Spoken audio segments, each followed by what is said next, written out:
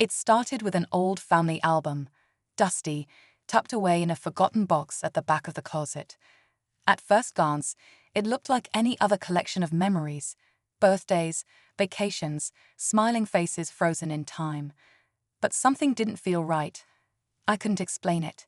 Each photo, though cheerful on the surface, carried a strange weight, like there was something hidden just outside the frame.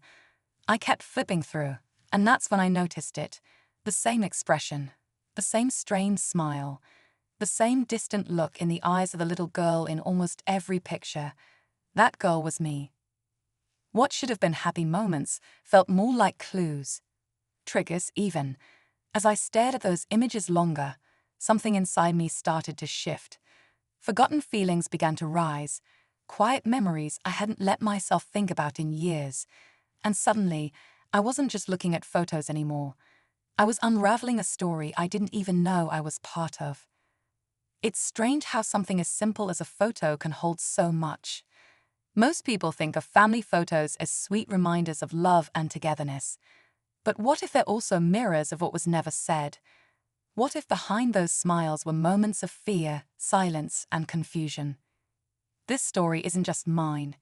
It's for anyone who has ever looked at a picture from their past and felt a chill instead of warmth, who wondered why certain photos felt heavier than others.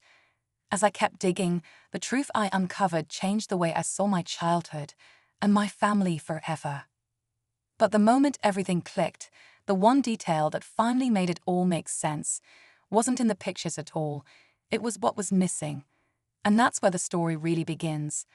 I went back to that one photo, me sitting on my dad's lap at my 5th birthday party. Everyone else in the frame was smiling, but his hand on my shoulder felt too tight, even in the picture. I never noticed that before.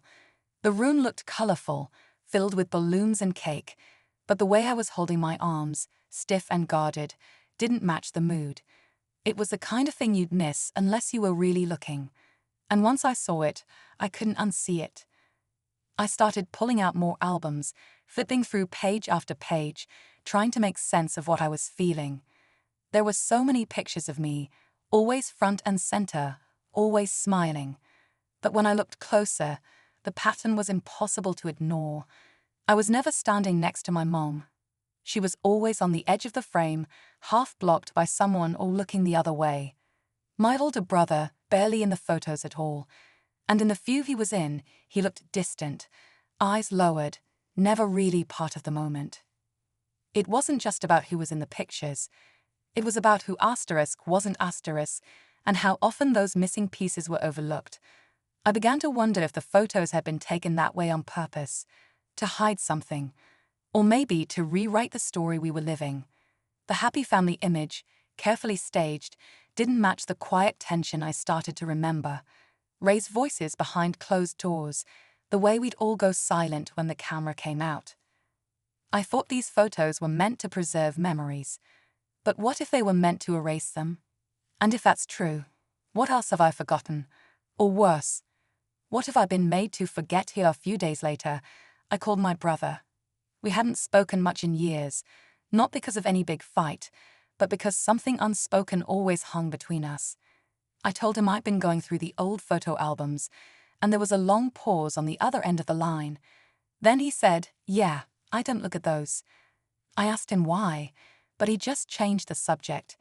That silence said more than words ever could. Back home, I spread everything out: photo albums, loose pictures, even old letters tucked between pages. And that's when I found something strange. A torn photo, hidden behind another one in a frame. The edges were frayed like someone had ripped it out in a hurry. In it, we were all standing together, but my mom looked different, tired, almost scared. My dad's hand rested on her back, but it didn't look like support. It looked like control. And in the corner, barely visible, was my brother, looking straight at the camera with this hollow expression that made my chest tighten. I called him again. This time, I didn't tiptoe around it. I told him what I saw. There was a long silence, and then he said, "I thought I imagined all of it, but I didn't, did I?" His voice cracked. I remember that day. Right after that photo, everything went wrong. That's when it really started. What started? I asked. He hesitated. You should talk to Mom, if she's ready to tell you. The air felt heavier after that call. I kept thinking about that missing photo, the ripped edge, the look in my mom's eyes. It was like the truth had been there all along, just hidden in plain sight. And now that I was this close, I couldn't stop. I had to know what happened after that photo was taken. The next morning, I went back to my parents' house, alone this time. I told my mom I needed to talk. At first, she looked tired, like she'd been expecting this moment, but still wasn't ready for it. I mentioned the photo, the torn one, and how something felt off. She sat down slowly, her hands shaking just a little, and said, "There's a lot you don't know. Things we tried to protect you from." Her voice was soft, but her eyes were sharp, focused. But before she could say more, my dad came into the room. He must have heard us. His expression changed the second he saw the photo in my hand. For a brief moment, he looked scared. Not angry, not defensive. Scared. And then, just like that, the conversation ended. He said something about the past being the past and told me to drop it. But that fear in his face, that was new, and I couldn't let it go. That night, I was going through the box again when I found something taped to the bottom. A small envelope, yellowed with age, with my name written on it in my mom's handwriting. Inside was a single Polaroid. No one smiling, no party, just my brother standing in a hallway, and behind him, something blurred, something that made my stomach drop. A door slightly open, a shadow just barely visible, and a look on his face that was pure panic. I stared at that image for what felt like hours. Why had she hidden this? What was she trying to say without saying it? And suddenly, it wasn't just about childhood memories or old family photos anymore. This was about something deeper. Something someone didn't want me to remember, and someone else had tried to make sure I never would. The next day, I showed my mom the Polaroid. I watched her reaction closely, expecting denial, confusion, anything but what I saw. Her eyes filled with tears, and for a long time, she didn't speak. Then quietly she said, "I was going to tell you when you were older, but I never thought it'd come back like this." She looked at the photo, then at me. That night, something happened, not just once, and I thought if I hid it, if I erased the signs, maybe it would stop. But it didn't. She explained how the photo was taken the night she almost left for good. My brother had snapped it by accident, had been trying to catch her packing. The shadow in the background wasn't a trick of the light. It was my father, standing in the doorway watching. "That look on your brother's face," she said, "wasn't just fear, it was guilt.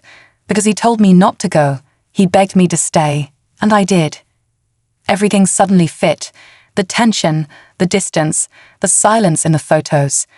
My mom had tried to rewrite the story through images to protect us from what really happened. But in doing so, she buried parts of the truth so deep, even she had forgotten them. My dad, sitting in the next room, never said a word, but the silence between us spoke volumes. I left that night carrying more than just the photo. I carried a history that had been hidden behind smiles and staged moments. But just when I thought I had the full picture, my phone buzzed. It was a message from my brother. No words, just another photo. One I'd never seen before. And in this one, I wasn't in it at all. I stared at the photo my brother sent for a long time. It was dated just a week after my 5th birthday, the same time all the other photos were taken. This one, though, was different. It showed my brother and my mom sitting on the couch, her arm around him, his head on her shoulder. They looked peaceful, safe. I zoomed in, scanning every detail, trying to figure out why I wasn't in it. Then I noticed a small note at the bottom, written in faded ink.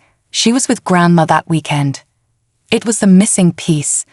The reason some memories felt like they didn't belong to me. I hadn't been there for parts of what happened, but I'd absorbed the aftershocks. Through silence, through the way people acted, through the carefully chosen photos that told half the story. It turns out, trauma doesn't always come from what you remember. It can grow from what you were kept from knowing. Over the next few days, my brother and I talked more than we had in years. My mom joined in eventually. We didn't have all the answers, and not every moment was full of peace. But for the first time, we were honest. We let the truth exist, even if it was messy, and that alone started to change things. Looking back at the old photos now, I don't see just a fake version of our family. I see people doing their best to survive, to hold things together, even if it wasn't perfect. The family photo albums didn't just hide the pain, they also held quiet moments of love, strength, and resistance. Sometimes, healing starts not by remembering everything, but by understanding what was left out. And now, when I look at those pictures, I finally see the full story.